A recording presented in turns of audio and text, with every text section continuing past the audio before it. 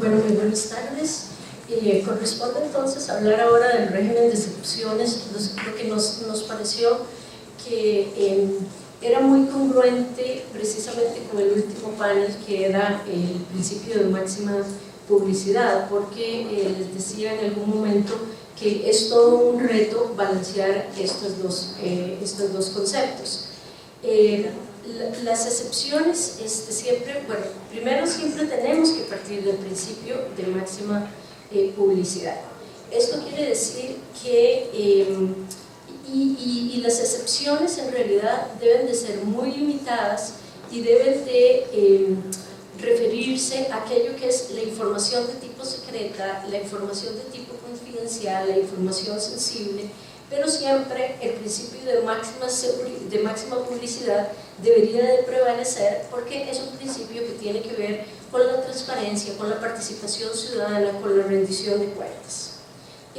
Los principios generales en el que está basado las excepciones se dice tanto en la Corte Interamericana de Derechos Humanos como la propia ley modelo, como el Comité Jurídico Interamericano en sus principios, ha dicho que las excepciones deberían de cumplir con cuatro criterios. Primero, ser legítimas. Segundo, deben de ser estrictamente necesarias en un régimen democrático. Deben de ser congruentes con la jurisprudencia del sistema interamericano. Uno de los aspectos importantes es que las excepciones no deberían de dejarse al arbitrio de la administración pública, sino que deberían de ser adoptadas por una ley aprobada por la Asamblea Legislativa. Es decir, que no debería de ser otro acto de carácter administrativo. Esto es sumamente importante porque en caso contrario dejaríamos completamente al arbitrio de la administración la regulación de un tema altamente sensible. Ahora, también se dice que en el régimen de excepciones debe de prevalecer siempre el interés público. Ahora, ¿qué significa esto? Bueno, lo que ya mencionábamos un poco, de que deben de ser necesarias en una sociedad democrática y responder a un interés público imperativo. De existir varias opciones a la hora de definir qué va a ser una excepción y qué no, y los alcances de esa excepción, debería siempre de escogerse aquella que menos restrinja la escala de derechos del derecho protegido, que es el derecho de acceso a la información. Entonces, la restricción en este sentido debe ser conducente para alcanzar el logro y llegar únicamente hasta ahí. Debe ser proporcional al interés que la justifica y interferir de la manera menos posible en el derecho de acceso a la información pública.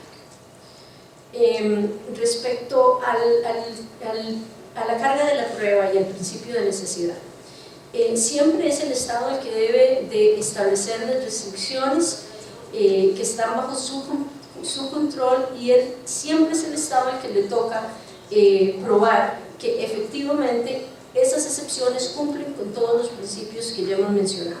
Entonces, en este sentido, la carga de la prueba está en el Estado. Denegar el acceso a la información pública no basta con decir simplemente se trata de información reservada, punto.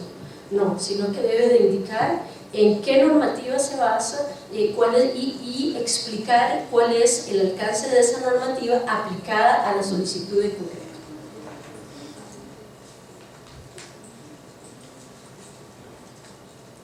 Ahora, sobre los supuestos bajo los cuales puede el Estado rechazar el acceso a la información.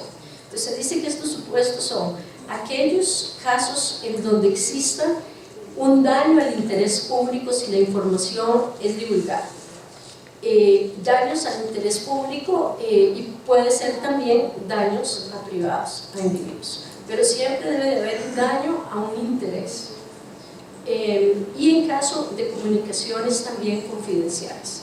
Sobre el daño a los intereses privados, como sabemos y como se discutió en algunas de las mesas, existe en Costa Rica también una ley sobre de protección de datos personales y otras leyes también conexas, dispersas en otras leyes, que protegen aspectos tales como la salud, la seguridad, los intereses comerciales y económicos legítimos, por ejemplo, otros aspectos tales como los derechos de autor, las patentes, los secretos comerciales.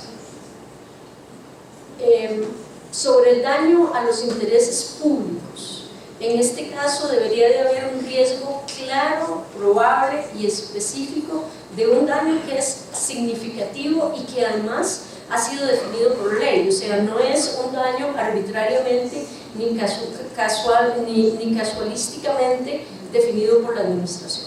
Entonces, por supuesto, aspectos tales como la seguridad pública, la defensa nacional, las relaciones internacionales, en donde existe un daño, en donde exista siempre, y aquí tengamos cuidado porque probablemente no es todo, sobre cualquier cosa relacionada con la defensa nacional, no necesariamente debería ser una excepción, sino que tiene que estar muy relacionado en que si la divulgación tiene un impacto y va a dañar un interés público.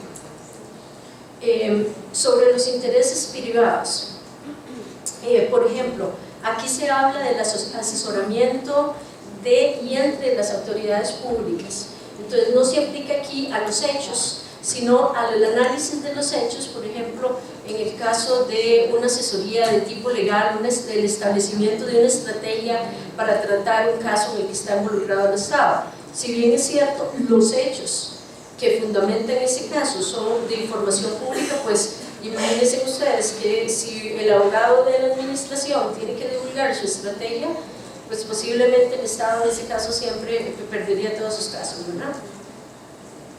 También lo que se refiere a la elaboración y el desarrollo de políticas públicas, y aquí es prácticamente lo mismo, no se trata de que el público no pueda conocer el tema sobre el cual se desarrolla una política pública, ni las bases para ese desarrollo, pero necesariamente no tiene que conocer cuál es la estrategia para elaborarla, la estrategia para sensibilizar al público, siempre y cuando exista otra vez un daño al interés público en caso de que suceda. Ahora, las comunicaciones confidenciales, como ustedes se imaginan, también es una excepción, y la información de tipo legal, como les decía, entre el asesor de la administración y la administración debería de ser también una causal de una excepción. Ahora, respecto a la información que no se entrega, en caso de que la administración no pueda entregar toda la información requerida, debe de así hacérselo saber al ciudadano o al individuo que solicite la información. Y además no solo basta con decir parte de la información ha sido reservada, ¿verdad?, sino que debería de indicar aproximadamente cuál es el volumen de esa información que se considera reservada, y una descripción, nuevamente volvemos a la justificación, una justificación de por qué se considera reservada esa información y cuál es la base jurídica para llegar a esa conclusión. Y asimismo, en esos casos, es deber del Estado indicarle al individuo cuál es el derecho que tiene y cuáles son los medios para interponer una apelación. Respecto a la divulgación parcial, pues básicamente creo que era esto que les mencionaba, pero la divulgación histórica, se dice que si un documento, la ley modelo utiliza, si ustedes observan, muchos o algunos paréntesis cuadrados, y eso es sobre todo cuando se refiere a periodos y a términos, porque eso es algo que se debe de adecuarse a cada realidad. Entonces, la ley modelo señala que si un documento tiene más de 12 años de antigüedad, las excepciones anteriores pues no aplican. También existe la posibilidad, sin embargo, de que la administración prorrogue por otros 12 años esta decisión o esa información. Sin embargo, aquí lo importante sería que los periodos de prórroga queden claramente definidos y que no se produzca una prórroga simplemente indefinida, lo cual se observa a veces en algunas de las legislaciones latinoamericanas, que de una forma muy precisa, establecen los 12 años, pero después establecen que puede ser extendida y no dice por cuánto tiempo. Entonces otra vez entramos aquí a un problema como de plazos.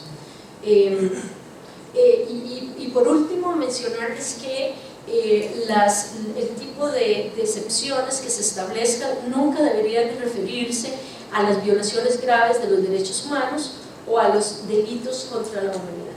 O sea, en general los principios del derecho del sistema interamericano han establecido esos dos límites, esas dos materias en donde no deberían existir ningún tipo de excepción.